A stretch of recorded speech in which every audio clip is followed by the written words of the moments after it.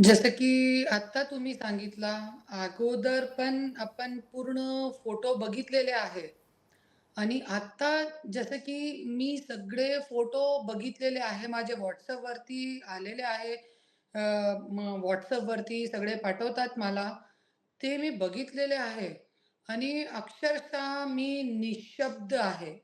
माझ्याकडे अमानुषकी शब्द आहे ना, ते मला लहान वाटते.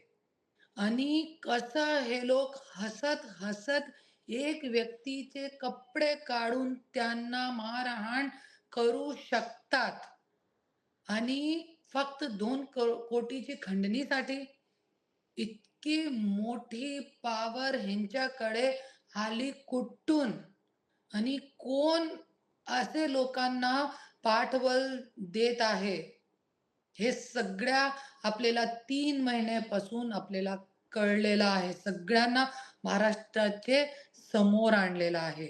आणि आज एस-आय-टीनी, सी-बी-आयनी निष्पक्षपणे चौकशी करून हे सगळ्यांचे समोर आणण्याचा खूप मोठा काम केलेला आहे. नाहीतर तुम्ही अगोदरपासून बघू शकता ज्यावेळे वाल्मिक कराडांनी सरेंडर केला होता. काय म्हणून सरेंडर केला होता? फक्त विष्णू चाटे आणि वाल्मिक कराड खंडणी गुन्ह्यामध्ये अडकलेला आहे. 302 चा गुन्हा पण लावलेला नाही होता त्यांच्यावरती.